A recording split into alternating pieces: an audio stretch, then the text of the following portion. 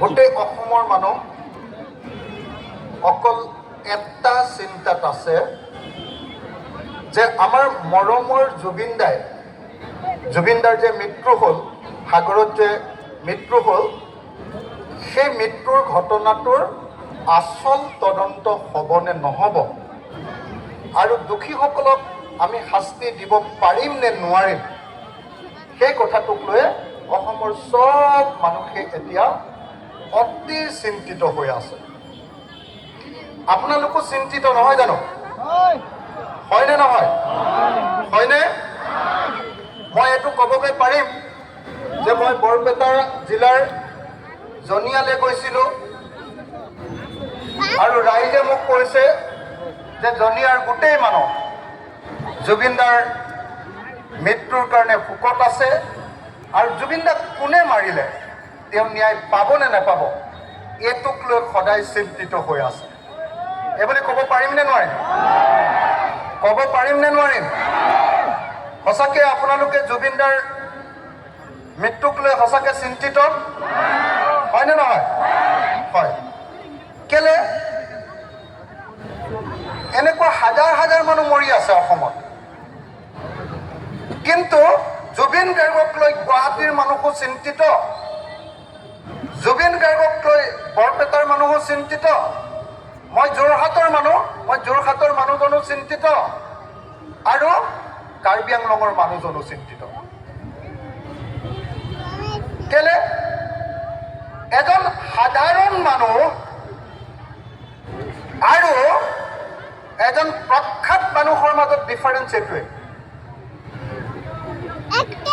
এজন সাধাৰণ মানুহ আৰু এজন বিখ্যাত, যাক আমি মহৎ লোক বুলি কওঁ, গ্ৰেট মেন বুলি কওঁ, তেওঁৰ মাজত ডিফাৰেঞ্চটো এইটোৱে যে এজন মানুহে যি সময়ত অকল এজন মানুহক প্ৰতিনিধিত্ব কৰে, বিখ্যাত মানুহবিলাকে গোটেই সমাজখনক প্ৰতিনিধিত্ব কৰে। তেওঁ যিবিলাক কথা কয় সেইবিলাক অকল তেওঁৰ নিজৰ কথা নহয়, সেইবিলাক কথা সমাজৰ আনবোৰ মানুহে ক'ব বিচৰা কথাবিলাকৰ অংশ। মই এটা উদাহৰণ যদি আপোনালোকক দিওঁ, এই যে ধুমুহাৰ হতে কি বুলি গায়, গীতটো কি বুলি গায় মায়াবিনে? ধুমুহাৰ হতে কি মোৰ বহু যুগৰে নাচোন। তাৰমানে কি? ধুমুহা মানে হ'ল মানুহৰ ঘৰ দুৱাৰ ভাঙি মানুহক দুখীয়া কৰি দিয়া এটা বস্তু। ধুমুহাৰ প্ৰতীক হ'ল ধ্বংসৰ প্ৰতীক।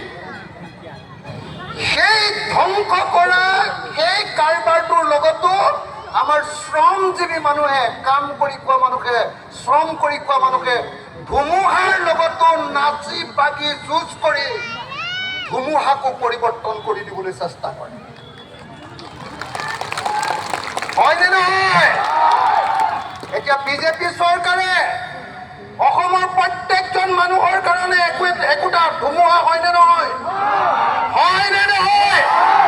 হিমন্ত বিশ্ব শৰ্মা এটা অত্যন্ত বেয়া ধুমুহা, ঘূৰ্ণী বতাহৰ প্ৰতীক হয়নে নহয়? হয়নে নহয়? অনবৰতে হিন্দু মুছলমান, অনবৰতে মাৰিম কাটিম, অনবৰতে ঘৰ ভাঙিম, উচ্ছেদ কৰিম, এওঁলোকক গুলিয়াই মাৰিম, এওঁলোকক এনকাউণ্টাৰ কৰিম, অনবৰতে এটা ধুমুহাৰ নাম হিমন্ত বিশ্ব শৰ্মা হয়নে নহয়? হয়নে নহয়? কিন্তু হিমন্ত বিশ্ব শৰ্মাই ইমান ধুমুহা আমাৰ মাজত মেলি দিয়াৰ পাছতো অসমৰ শ্ৰমজীৱী দুখীয়া মানুহে সেই ধুমুহাৰ লগতে উঠা নমা কৰি চিন্তা কৰি আছে যে কোনদিনা আমি এই জাক ধুমুহাক লুটিয়াই সাগৰলৈ পঠিয়াই দিব পাৰিম আৰু আকৌ আমি শান্তিত থাকিব পাৰিম। বুজি পালেনে নাই? বুজি পালেনে নাই? RSS, বিজেপি, হিমন্ত বিশ্ব শৰ্মা, এইবিলাক হ'ল ধ্বংসকাৰী ধুমুহাৰ নাম। হয়নে? আৰু আমি শ্ৰমজীৱী মানুহ, হিন্দুৱে কওঁ বা মুছলমানে কওঁ, খ্ৰীষ্টানে কওঁ বা জৈনে কওঁ, মিয়াই কওঁ বা আহোমে কওঁ, ব্ৰাহ্মণে কওঁ বা কলিতাই কওঁ, কিয় আমি শ্ৰমজীৱী মানুহে সেই ধুমুহা থকাৰ পাছতো এতিয়াও আশা জীয়াই ৰাখিছো। ধুমুহাত আমাৰ চব খতম হৈ গৈছে। কেতিয়াবা ঘৰ ভাঙি দিছে, কেতিয়াবা ল'ৰাটোক চোৰ বুলি ধৰি নি ৰাতিয়ে পুলিচে গুলিয়াই মাৰি দিছে। কোনো শ্ৰমজীৱী মানুহে গুৱাহাটীলৈ গৈ ইয়াৰ পৰা জনিয়াৰ পৰা এজনো মানুহ গুৱাহাটীলৈ বাছখনতো শান্তিৰে যাবলৈ ভয় কৰে। কৰে নে নকৰে? যদি দাড়ি আছে, যদি লুঙি আছে, যদি টুপি আছে, যদি মুছলমান চেহেৰা আছে, তেওঁ বাছত যাবলৈও হিমন্ত বিশ্ব শৰ্মা চৰকাৰৰ দিনত ভয় কৰে। কৰে নে নকৰে? কৰে নে নকৰে? হিমন্ত বিশ্ব শৰ্মাই আমাৰ মূৰৰ ওপৰত এটা ধুমুহাৰ সৃষ্টি কৰিব খুজিছে আৰু হিমন্ত বিশ্ব শৰ্মাক বুঢ়া আঙুলি দেখুৱাই অসমৰ সকলো ৰাইজে কৈছে যে 2026ত তোমাক আমি ধুমুহাৰ লগত উৰুৱাই পঠিয়াই দিম। 2026ত তোমাক আমি ব্ৰহ্মপুত্ৰত দলিয়াই দিম। তোমাৰ নিচিনা ধুমুহাৰ লগত খেলিয়ে আমি ডাঙৰ হৈছো আৰু তোমাৰ নিচিনা ধুমুহা আমি বহুত জাক পাৰ কৰিছো। এই জাক ধুমুহাও আমি পাৰ কৰিব পাৰিম। হয় নে নহয়? হয় নে নহয়? এইটোৱে জয় জুবিন দাদে কৈছে, জুবিন দাই সেইটোৱে কথাই কৈছিলে। সেইটো অকণ আঁতৰাই দিয়কচোন, সেইটো নমাই দে। মানুহৰ মুখখিনি চাই থাকো, হয়নে নহয়? কথাটো বুজি পাইছেনে নাই? জুবিন দা আৰু এজন সাধাৰণ গায়কৰ মাজৰ পাৰ্থক্যটো কি? জুবিন দা আৰু সাধাৰণ গায়কৰ মাজৰ পাৰ্থক্যটো হ'ল জুবিন দাই ধুমুহা হৈ থাকোঁতেও ধুমুহাৰ লগত যুঁজিবৰ কাৰণে আমাৰ মানুহক সাহস দিছে। হয়নে? হয়নে নহয়? আন্ধাৰৰ সৈতে কি বুলি কৈছে? কি বুলি কৈছে?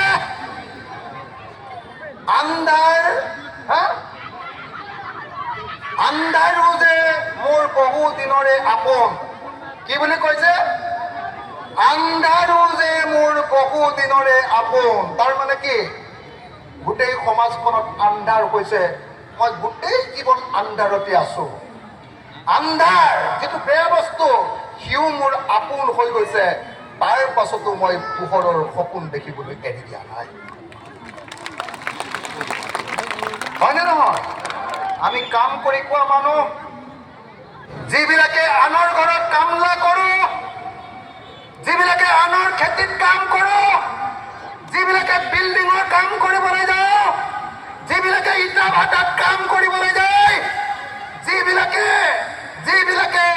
প্ৰত্যেকটো কাম কৰি এই সমাজখন জীয়াই ৰাখিছে, তেওঁলোকৰ কাৰণে জীৱনটো কেৱল আন্ধাৰ আন্ধাৰ আৰু আন্ধাৰ। সেই আন্ধাৰকো আপোন কৰি লৈ সেই আন্ধাৰৰ পৰা পোহৰ আনিবৰ কাৰণে যি যুদ্ধ চলোৱা হয়, সিয়ে হ'ল সংস্কৃতি। জুবিন দা তেনেকুৱা এজন শিল্পী আছে আৰু সেইকাৰণে জুবিন দাক আমি সকলোৱে ভাল পাওঁ। হয়নে নহয় কথাটো? বুজি পাইছেনে নাই সকলোৱে? বুজি পাইছেনে নাই? বুজি পাইছেনে নাই? হিমন্ত বিশ্ব শৰ্মা, বিজেপি আৰু RSS